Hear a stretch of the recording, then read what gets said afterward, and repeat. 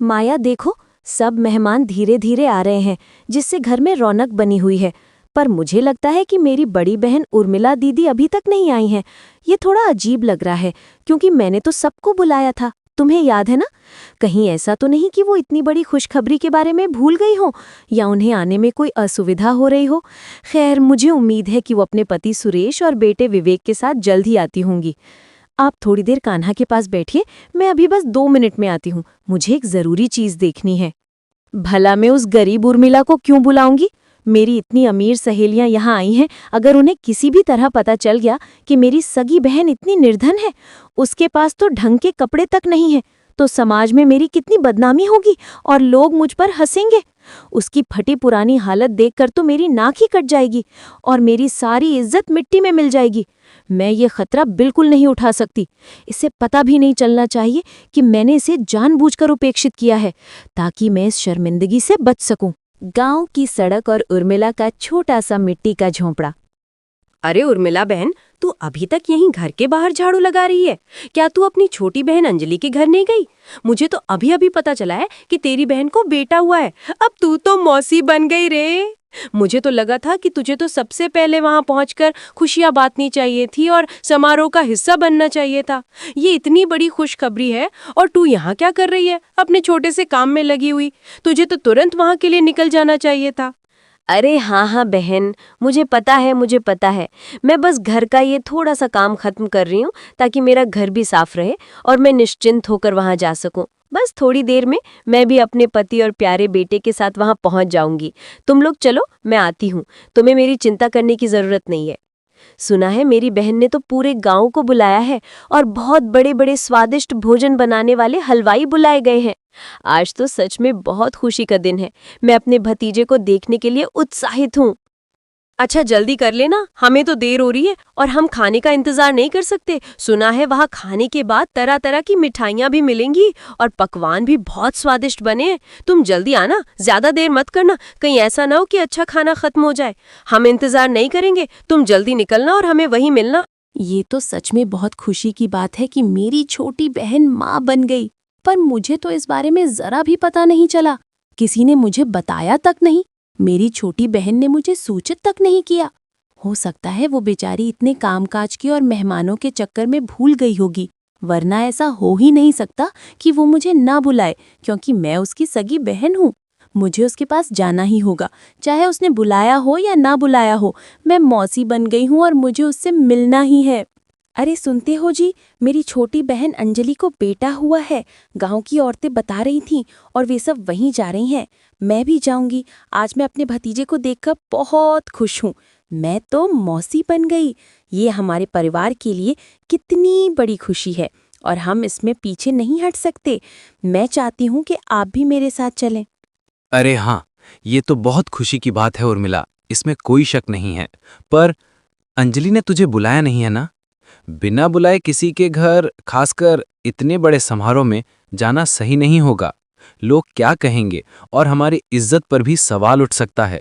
मुझे लगता है कि तुम वहां मत जाओ, हम बाद में उससे अकेले में मिल लेंगे, जब वो थोड़ी व्यस्त ना हो।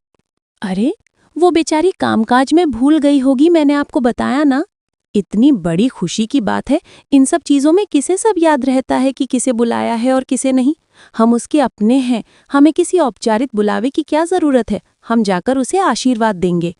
माँ चलो ना, मैं भी जाऊंगा। मैं तो अब बड़ा भाई बन गया हूँ। मुझे भी अपने छोटे भाई को देखना है, मुझे उससे मिलना है। ठीक है, पर ज़्यादा देर मत लगाना। मुझे खेत जाना है, मैं अब चलता हूँ। पर मुझे तुम्हारा बिना बुलाए जाना ठीक नहीं लग रहा है। मैं थोड़ा परेशान हूँ। मुझे डर है कि वहाँ तुम्हारी बहन तुम्हें कोई अपमान न कर दे।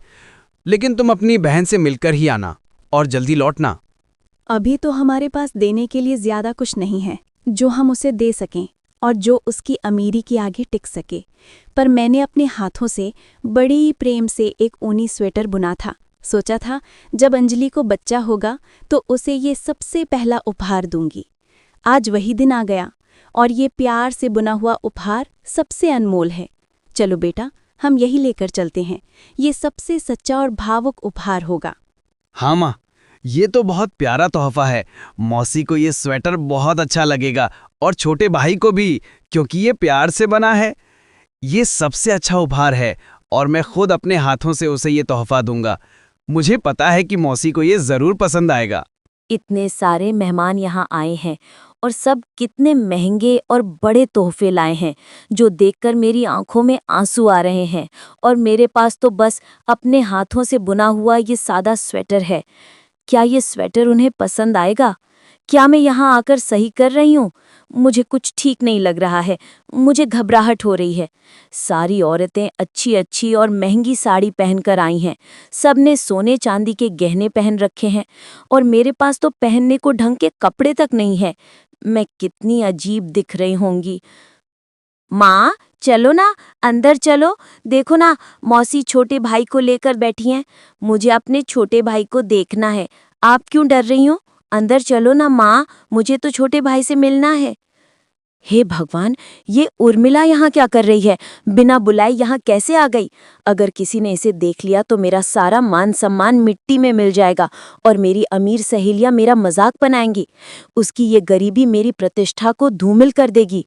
मुझे कुछ करना होगा इससे पहले कि कोई और इसे देखे और मेरे बारे में पूछने लगे। मैं जल्दी से इसे यहाँ से हटाती हूँ। सुनिए जी, मैं अभी आती हूँ। मुझे एक बहुत ज़रूरी और अचानक याद आया काम है जिसके बिना काम नहीं चलेगा। आप कान्हा का ख्याल रखिएगा और मेहमानों को भी संभालिए। मुझे एक बहुत ज़रूरी काम याद आ गया है जिसे अभी करना ज़रूरी है। बस थोड़ी देर में आती हूँ, आप चिंता मत करिए। बधाई हो मेरी प्यारी बहन, तू माँ बन गई, मैं मौसी बन गई। भगवान करे तेरे लाल की उम्र लंबी हो और वो हमेशा सुख समृद्धि से भरा रहे। मैं आज बहुत खुश हूँ और तुमसे मिलकर अपनी इस असीम खुशी को बांटना चाहती हूँ। मुझे बहुत अच्छा लग रहा है कि मैं अपने भतीजे से मिलने आई हूँ। अरे, तू यहाँ कैसे आ गई? मैंने तो तुझे बुलाया भी नहीं था। क्या तुझे इतना भी समझ नहीं आता कि बिना बुलाए किसी के घर, खासकर इतने बड़े समारोह में नहीं आना चाहिए? अगर किसी को पता चल गया कि तू मेरी सगी बहन है और तेरी ये गरीबी देख ली तो समाज में मेरी नाक कट जाएगी। मेरी सारी इज्जत मिट्टी में मिल जाएगी। तुझे थोड़ा तो सोचना चाहिए था ना। मुझे माफ कर दे बहन, मैं तो बस बहुत खुश थी। मैं मौसी बन गई और इस खुशी में खुद पर काबू नहीं रख पाई। मुझे लगा कि हम अपने हैं तो बुलावे की क्या जरूरत होगी। मुझे माफ कर दे। देख, मैं तेरे कान्हा के लिए अपनी हाथों से बुना हुआ ये स्वेटर लेकर आई हूँ। ये तू रख ले बहन। ये मेरे प्यार का सबसे सच्चा तोहफा है जिसे मैंने बड़े स्नेह से बनाया है। अरे, तू यहाँ कैसे आ गई? मैंने तो तुझे बुलाया भी नहीं था। क्या तुझे इतना भी समझ नहीं आता कि बिना बुलाए किसी के घर, खासकर इतने बड़े समारोह में नहीं आना चाहिए? अगर किसी को पता चल गया कि तू मेरी सगी बहन है और तेरी ये गरीबी देख ली तो समाज में मेरी नाक कट जाएगी। मेरी सारी इज्जत मिट्टी में मिल जाएगी। तुझे थोड़ा तो सोचना चाहिए था ना। मुझे माफ कर दे बहन, मैं तो बस बहुत खुश थी। मैं मौसी बन गई और इस खुशी में खुद पर काबू नहीं रख पाई। मुझे लगा कि हम अपने हैं तो बुलावे की क्या जरूरत होगी। मुझे माफ कर दे। देख, मैं तेरे कान्हा के लिए अपनी हाथों से बुना हुआ ये स्वेटर लेकर आई हूँ। ये तू रख ले बहन। ये मेरे प्यार का सबसे सच्चा तोहफा है जिसे मैंने बड़े स्नेह से बनाया है। अरे, मेरे बच्चे के पास तो पहले से ही बहुत महंगे और सुंदर कपड़े हैं। उसे इस सस्ते स्वेटर की कोई जरूरत नहीं है। क्या जरूरत है उनका स्वेटर लाने की और मेरी बेइज्जती करवाने की? जरा एक बार देख तो ले, लोग कितने सुंदर और महंगे तोहफे लेकर आए हैं। तुम दोनों यहाँ से चुपचाप उस कमरे में चलो, जल्दी। कहीं ऐसा ना हो कि कोई और तुम्हें देख ले। अब सुनो, तुम दोनों यहाँ से बाहर मत निकलना। किसी को भी मत बताना कि तुम मेरी बहन हो, समझी ना? अगर किसी ने पूछ भी लिया तो चुप रहना। जैसे ही सब लोग खाना खाने बैठेंगे, तुम दोनों पीछे के दरवाजे से चुपचाप निकल जाना। किसी को भी पता नहीं चलना चाहिए कि तुम यहाँ आई थी, वरना मैं तुम्हें माफ नहीं करूंगी। बेटा, तेरे पिताजी सही कह रहे थे। मुझे यहाँ बिना बुलाए नहीं आना चाहिए था। हे भगवान, मुझसे आज बहुत बड़ी भूल हो गई। मैंने अपनी ही बहन के हाथों इतना अपमान सह लिया जिसका मुझे जीवन भर पछतावा रहेगा। मुझे लगा था कि खुशी के माहौल में सब ठीक हो जाएगा, पर मेरी सोच गलत थी। माँ, तुम मत रो। मौसी ने हमारे साथ ऐसा क्यों किया? क्या वो हमें मेरे छोटे भाई से मिलने भी नहीं देगी? मैं उसे देखना चाहता था। मैं तो बस उससे खेलना चाहता था। मौसी इतनी कठोर क्यों है? क्या उन्हें हमारी खुशी से कोई मतलब नहीं है? अरे, तुम कौन हो और यहाँ अंजलि के कमरे में क्यों बैठी हो? यहाँ तो मेहमानों को नहीं बैठना चाहिए। हमने पहले तो तुम्हें कहीं देखा नहीं है। तुम यहाँ क्या कर रही हो और क्यों चुपचाप बैठी हो? सच बताओ, कौन हो तुम? क्या तुम अंजलि की बहन हो? क्या बोल रही हो? तुम्हारी हालत और तुम्हारे फटे कपड़े देखकर तो लगता नहीं है तुम अंजलि की बहन होगी, क्योंकि वो तो बहुत अमीर है। तुम्हारी बात पर तो बिल्कुल विश्वास नहीं हो रहा है। तुम झूठ बोल रही हो। तुम सच बताओ, कौन हो? अरे अंजलि, हम ये क्या सुन रहे हैं? ये औरत तेरी बहन है? तुमने हमें क्यों नहीं बताया कि तुम्हारी बहन भी यहाँ आई है? और ये यहाँ कमरे में क्यों बैठी है? एक बार भी बाहर तक क्यों नहीं आई? क्या कोई बड़ी बात है? अरे, किसने कहा? ये मेरी बहन नहीं है। ये तो मेरे घर में काम करने आती है। मैंने इसे साफ सफाई के लिए रखा है। अभी कुछ ही दिन हुए हैं इसे काम पर रखे हुए, और जरा देखो तो एक बार, इसे बहन क्या बुला लिया। मैंने तो बस प्यार से कह दिया था, और ये तो सच में खुद को मेरी बहन बताने लगी और मेरी बराबरी करने लगी। इसे तो काम से निकाल देना चाहिए। इसने मेरी इज्जत खराब कर दी। अच्छा, तो ये बात है। ये काम वाली होकर तुम्हें अपनी बहन बता रही थी और तुम्हारी बराबरी करने की कोशिश कर रही थी। हिम्मत तो देखो इसकी, इतनी बड़ी हिम्मत। चलो अंजलि, हम चलते हैं। आज तुम्हारे घर आकर बहुत अच्छा लगा और खाना भी बहुत स्वादिष्ट था। तेरी हिम्मत कैसे हुई उनके सामने मुंह खोलने की? तूने क्यों बताया कि तू मेरी बहन है? मैंने तुझे पहले ही मना किया था ना, फिर तूने क्यों बताया? मुझे पता है, तूने जानबूझकर ऐसा किया ना, ताकि मेरी नाक कट जाए और लोग मुझ पर हंसे और मेरा मजाक उड़ाएं। तू मेरी बहन नहीं, तू तो मेरी सबसे बड़ी दुश्मन है। अंजलि, मुझे माफ कर दे। वो औरतें अचानक से आकर मुझसे सवाल पूछने लगीं। मैं घबरा गई और मेरे होश उड़ गए। मेरे मुंह से गलती से निकल गया कि मैं तेरी बहन हूँ। मैंने जानबूझकर कुछ नहीं किया। मुझे माफ कर दे बहन। मैं कभी किसी को नहीं बताऊंगी कि मैं तेरी बहन हूँ। मुझे माफ कर दे। झूठ बोल रही है तू। तूने सब जानबूझकर ही किया है।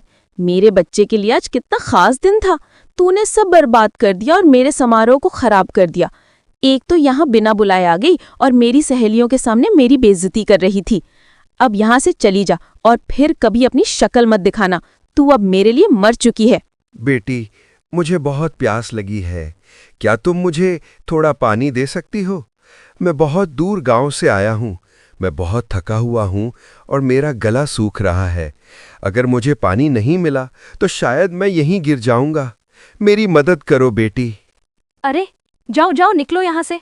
हर वक्त कोई ना कोई भीख मांगने चला आता है और मेरे दरवाजे पर आकर मेरा समय बर्बाद करता है। कहीं और जाओ और किसी और से पानी मांगो। मेरे घर के दरवाजे पर मत खड़े रहो और मेरी खुशी खराब मत करो। बेटी, मेरी मदद करो। मुझे बहुत प्यास लगी है। मैंने बहुत देर से पानी नहीं पिया है। क्या तुम मुझे थोड़ा पानी पिला सकती हो? मेरा गला बहुत सूख रहा है। मुझे नहीं पता यहाँ पानी कहाँ मिलेगा। मैं बहुत थका हुआ हूँ और चलने में असमर्थ हूँ। मैं तुम्हारा बहुत आभारी रहूँगा। हाँ बाबा, जरूर। मेरा घर यहाँ से थोड़ी ही दूर है, लेकिन आपको ज्यादा प्यास लग रही है तो पास में ही एक नदी है। मैं वहां से तुरंत पानी लेकर आती हूँ। विवेक, तू ये थैला पकड़ और घर जा। मैं बाबा को पानी पिलाकर आती हूँ। बाबा, आप चलिए, यहाँ इस पेड़ के नीचे छांव में बैठ जाइए। मैं अभी पानी लेकर आती हूँ। आप चिंता मत करिए। बेटी, आज तुमने सिर्फ मुझे पानी नहीं पिलाया, तुमने तो मेरी जान बचा ली। भगवान तुम्हें हमेशा सुखी रखे और तुम्हारे जीवन में सभी खुशियां भर दे। तुम्हारे इस उपकार को मैं तभी नहीं भूल पाऊंगा। तुम सच में बहुत नेक दिल की हो। बाबा, मुझे माफ करना। मेरे घर में जो भी रूखा सूखा था मैंने वही बनाया है, पर ये मैंने बड़े प्रेम से बनाया है। कृपा करके इसे खाकर स्वीकार कर लीजिए और अपनी थकान मिटाइए। ये बहुत साधारण भोजन है, पर आप इसे खाकर थोड़ा आराम महसूस करेंगे और आपको कुछ ताकत मिलेगी। आप मेरे लिए पिता समान हैं। बेटी, तुम अन्नपूर्णा हो। तुमने तो बहुत स्वादिष्ट भोजन बनाया है। मुझे यकीन नहीं हो रहा कि ये रूखा सूखा खाना है। तेरे हाथों में तो सच्चा प्रेम है, जिससे ये भोजन अमृत के समान लग रहा है। तुम्हारा बहुत बहुत धन्यवाद। बेटी, तुम कुछ उदास लग रही हो। मैंने तुम्हारे आंखों में आंसू देखे थे। सब ठीक है ना? तुम मुझे अपनी परेशानी बता सकती हो? क्या बताऊं बाबा, मेरा जीवन दुख से भरा है। मेरे पति दिन भर खेत में काम करते हैं, फिर भी पेट भर खाना नहीं जुट पाता। आज मैं अपनी बहन के घर गई थी, उसे बेटा हुआ है। सोचा खुशियां बांट लूं, पर वहां से अपमान लेकर लौट आई। मुझे किसी ने बुलाया भी नहीं था, फिर भी मैं वहां गई।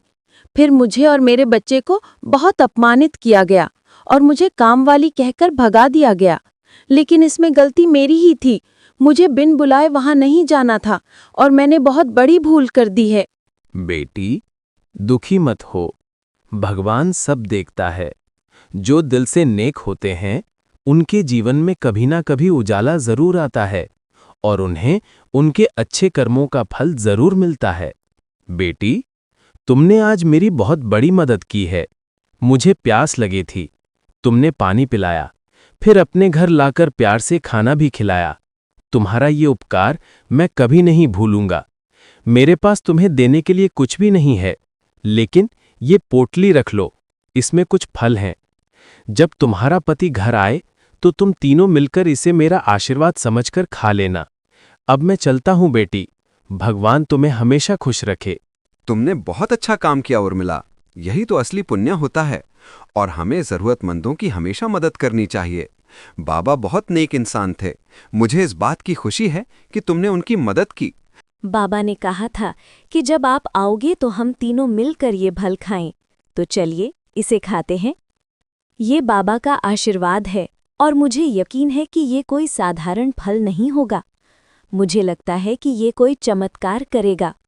हम इसे बड़े आदर और खुशी से खाएंगे। बाबा, मेरी बहन ने मेरा हक छीन लिया है। मुझे एक बूढ़े को ढूंढना है जिसने उसे कोई जादुई फल दिया था जिससे वो अमीर हो गई। वो बूढ़ा पहले मेरे घर आया था और मेरी बहन ने मुझे धोखा देकर सब कुछ ले लिया। वो मेरा हक था। बेटी, तू पहले से ही अमीर है, तुझे किसी चीज की कमी नहीं। तेरी बहन ने तो सिर्फ एक प्यासे को पानी पिलाया, भूखे को खाना खिलाया। उसने तेरा हक नहीं छीना। उसने तो अपने अच्छे कर्मों का फल पाया है और ये ईश्वर का न्याय है। बेटी, तुझे अपनी बहन से जलना नहीं चाहिए। अरे तुम अपना मुंह बंद करो। वो सब मेरा ही हक था। मेरी बहन मुझसे छीनकर सब ले गई। मैं यहाँ तुमसे उस बूढ़े का पता पूछने आई थी, उस उर्मिला की तारीफ सुनने नहीं। और वैसे भी हमारे गांव में बहुत अच्छे अच्छे साधु बाबा हैं। मैं कहीं भी जाकर उस बूढ़े का पता लगा लूंगी। मेरे पास बहुत पैसा है और मैं उसे खरीद सकती हूँ। अरे मूर्ख स्त्री, तू अपने घमंड और जलन में अंधी हो गई है। तुझे अपनी ही बहन से इतनी जलन क्यों हो रही है? तेरे पास धन दौलत, रुपया पैसा, किसी भी चीज की कोई कमी नहीं है। आज तक किसी ने मुझसे इस तरह बात नहीं की और तुम मेरा अपमान करेगी? तेरी इतनी मजाल। आप तुझे तेरे अहंकार का फल भुगतना होगा। जा, मैं तुझे श्राप देता हूं कि तेरा सारा धन एक पल में खत्म हो जाएगा और तू बर्बाद हो जाएगी। बाबा, इसे श्राप मत दीजिए। ये मेरी बहन है और मेरा खून है। इसका एक छोटा बच्चा है। अगर इसे कुछ हुआ तो इसके बच्चे का क्या होगा? कृपया इसे माफ कर दीजिए बाबा। मैं आपसे हाथ जोड़कर विनती करती हूँ बाबा, इससे गलती हो गई।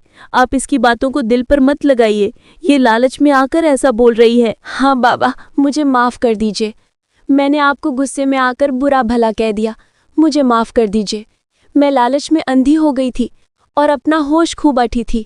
जिस बहन का सब कुछ छीनने के लिए मैं आपके पास आई, आज उसी ने आकर मुझे श्राप मिलने से बचाया। मैं बहुत शर्मिंदा हूँ। बेटी, तू तो सच में देवी है। तेरे हृदय में कोई द्वेष नहीं, सिर्फ प्रेम और करुणा है। तेरे जैसे लोग ये संसार में बहुत कम हैं और तेरे मुंह को देखकर मैं इसे माफ कर रहा हूं।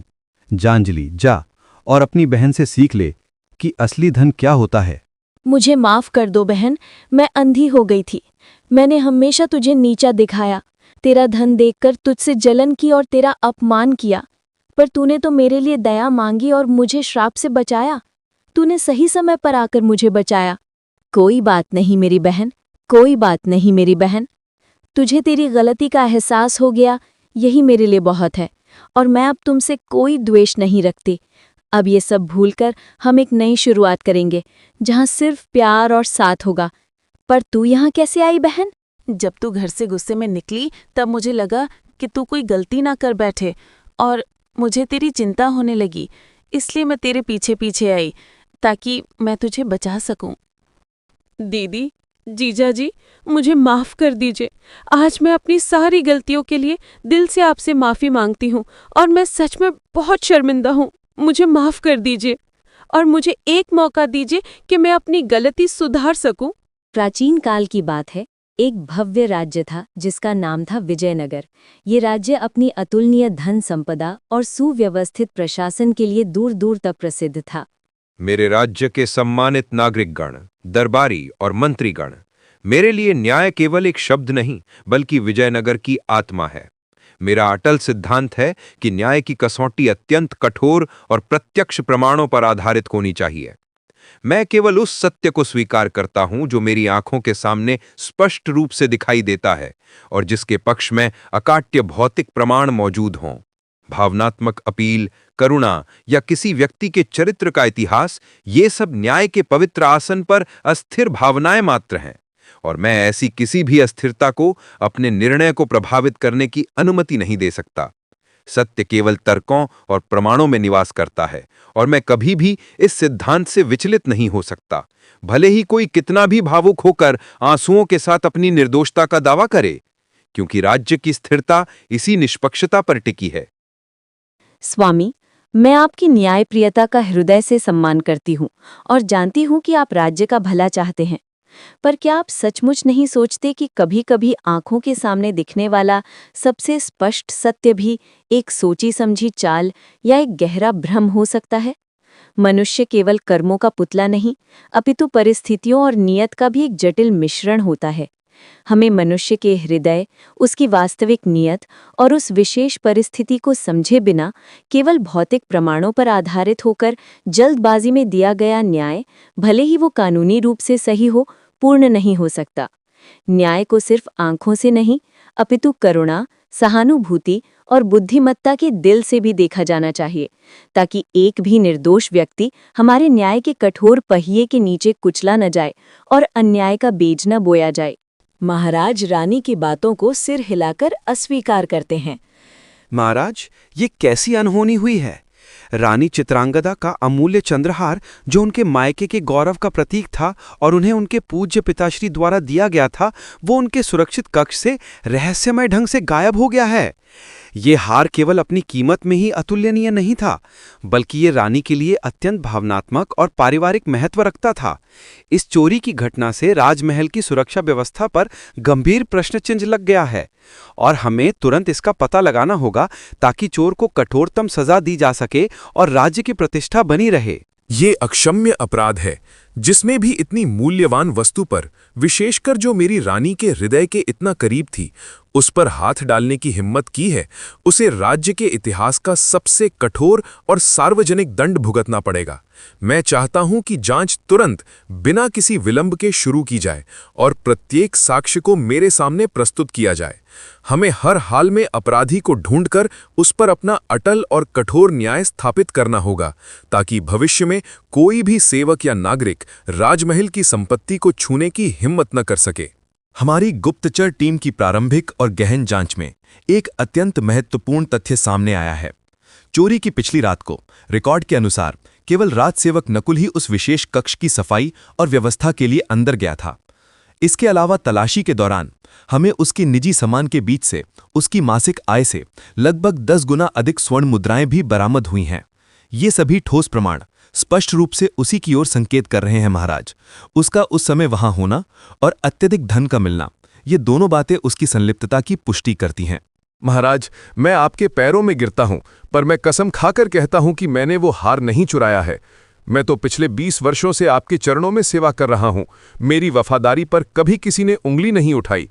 ये स्वर्ण मुद्राएं मैंने अपनी बीमार और वृद्ध माँ के इलाज के लिए पिछले कई वर्षों में थोड़ी थोड़ी करके बचाई थीं और कुछ अपने एक पड़ोसी से कर्ज लिए थे।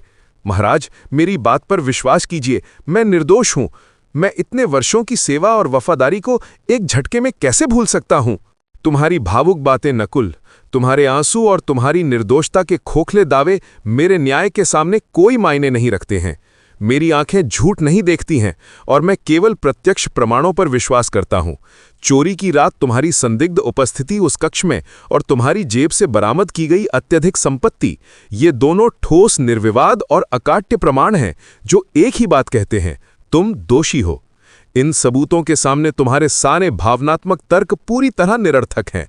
तुम्हें दोषी करार दिया जाता है और इसका दंड तुम्हें शीघ्र ही सार्वजनिक रूप से दिया जाएगा, ताकि ये दूसरों के लिए भी एक सबक बन सके। उसी रात रानी चित्रांगदा अपने कक्ष में है। उनका मन अशांत है। प्रियंवदा, मेरा हृदय इस समय एक निर्दोष व्यक्ति की चीख सुन रहा है। मैं अब और इस अन्याय को होते हुए नहीं देख सकती। महाराज के न्याय का आधार केवल सतही और आंखों से दिखने वाले प्रमाण है, पर मेरा दिल उस बेचारे नकुल की सच्ची पीड़ा महसूस कर रहा है, जो अपने परिवार के लिए धन जुटा रहा था। मुझे चुप नहीं बैठना है। मुझे इस रहस्य की तह तक जाना होगा और असली सत्य को खोज निकालना होगा, भले ही इसके लिए मुझे राजभेष त्याग कर खतरे का सामना क्यों न करना पड़े। मेरी अंतरात्मा मुझे यही करने को कह रही है। रानी साहिबा, आप ऐसा जोखिम न लें। आप अकेली राजमहल के सेवकों और साधारण लोगों के बीच, ये तो बहुत खतरनाक है। यदि किसी ने आपको पहचान लिया तो ये हमारे लिए और आपके लिए घोर संकट ला सकता है। कृपया किसी गुप्तचर को भेजें। मैं आपसे विनती करती हूँ कि ऐसा आत्मघाती जोखिम न ले, क्योंकि यदि आप पकड़ी गई तो महाराज के क्रोध का सामना करना पड़ेगा और आपके साहसिक कार्य से आपके जीवन और राजपरिवार की गरिमा को खतरा हो सकता है। प्रियंवदा, सत्य की खोज में भय को हृदय से त्यागना पड़ता है। कल रात मैं एक अत्यंत साधारण बूढ़ी सेविका का भेष धरूंगी। मुझे लोगों के बीच घुल मिलकर उन दबी हुई और डरी हुई आवाज़ों को सुनना होगा, जो डर के कारण राजदरबार में कभी हिम्मत करके नहीं बोली जाती हैं। मैं एक अत्यंत पुराना और मैला चोला पहनूंगी, अपने चेहरे पर झुर्रियों का मेकअप करूंगी और आवाज़ को बदलकर लोगों से बात करूंगी, ताकि कोई भी, यहाँ तक कि तुम भी, मुझे पहचान न पाओ। मुझे विश्वास है कि सच्चाई कहीं न कहीं छिपी हुई है और मुझे उसे बाहर निकालना ही होगा। रानी भेष बदलकर जाती हैं। वो रसोई और सेवकों के कक्षों में लोगों से बात करती हैं। हाँ मेरी प्यारी बेटी, मैंने सुना है कि नकुल पकड़ा गया है। तुम्हें डरने की बिल्कुल जरूरत नहीं है। मैं भी तुम्हारी ही तरह एक बूढ़ी असहाय सेविका हूँ, जो बरसों से महल में काम कर रही हूँ। मुझे बस वास्तविक सच्चाई जानने की इच्छा है, क्योंकि एक निर्दोष व्यक्ति जेल में बंद है और उसका परिवार दुख में डूब गया है। यदि तुम मुझे ईमानदारी से कुछ भी बता सकती हो जो तुमने उस रात देखा था, तो तुम्हारा धर्म तुम्हें बड़ा पुण्य देगा और एक निर्दोष की जान बच जाएगी। तुम पूरी तरह सुरक्षित हो, बस सच बता दो। अम्मा, मैं सच बता रही हूँ। मैंने अपनी आंखों से उस रात कुछ बहुत ही भयानक देखा था। मैंने आधी रात के समय, जब सब सो रहे थे, तभी राज पंडित का अत्यंत अहंकारी पुत्र नीरज को चोरी के चंद्रहार को तेजी से अपनी मुट्ठी में दबाए हुए महल से बाहर की ओर भागते हुए देखा था। मैंने उस समय किसी से कुछ नहीं कहा, क्योंकि पंडित जी बहुत शक्तिशाली और प्रभावशाली हैं और मुझे डर था कि मेरी बात कोई नहीं मानेगा। उल्टा मुझे झूठा और षड्यंत्रकारी करार दिया जाएगा और मेरी नौकरी चली जाएगी। रानी तुरंत नीरज के कमरे की गुप्त तलाशी लेती हैं और हार को एक पुराने बगीचे के बरगद के पेड़ के नीचे मिट्टी में बहुत गहराई में दबा हुआ ढूंढ निकालती हैं। अगली सुबह दरबार भरा हुआ है। रानी चित्रांगदा साक्ष्य के साथ प्रवेश करती हैं। महाराज, मैंने अपनी आंखों से प्रत्यक्ष प्रमाणों को देखा, पर फिर भी मैंने सहानुभूति और दिल की आवाज़ पर भरोसा किया। मेरे सामने यह चंद्रहार है, जिसे मैंने स्वयं पंडित पुत्र नीरज के बताए गए गुप्त रूप से छिपाए गए स्थान से खोजा है। महाराज, यह सिद्ध करता है कि आंखों के सामने के सबूत ने हमें नकुल को दोषी ठहराने पर मजबूर किया, लेकिन मेरी सहानुभूति भरी खोज और मानवीय दृष्टिकोण ने इस असली अपराधी नीरज को सबके सामने बेनकाब कर दिया। न्याय को सिर्फ प्रमाणों की किताब से नहीं, बल्कि इंसानियत के दृष्टिकोण से भी पढ़ना चाहिए। मैं भयंकर रूप से गलत था। मेरे अति कठोर और आंख बंद करके प्रमाणों पर विश्वास करने वाले सिद्धांत ने मुझे एक बड़े धोखे में रखा। मेरी आंखों ने जो देखा उस पर मैंने पूरा न्याय टिका दिया और उस प्रक्रिया में मैं एक निर्दोष व्यक्ति के हृदय की सच्चाई और उसकी मजबूरी को पहचानने में पूरी तरह से असमर्थ रहा। रानी चित्रांगदा, आपने न केवल सत्य को सामने लाकर एक निर्दोष की जान बचाई, बल्कि आपने मेरे न्याय के दृष्टिकोण को भी स्थायी रूप से बदल दिया है। मैं अपनी गलती स्वीकार करता हूँ। आज से मेरे प्रिय राज्य विजयनगर में एक नया, अधिक मानवीय अध्याय शुरू होगा। अब से न्याय केवल प्रत्यक्ष प्रमाणों के आधार पर ही नहीं, बल्कि सोच विचार, मानवीय सहानुभूति, व्यक्ति की पृष्ठभूमि और परिस्थितियों के गहन और संवेदनशील अध्ययन के बाद ही दिया जाएगा। रानी चित्रांगदा, आपके अदम्य साहस और अतुलनीय बुद्धिमत्ता ने हमारे राज्य के भविष्य को और अधिक न्यायपूर्ण, करुणा से भरा और सत्य पर आधारित बना दिया है।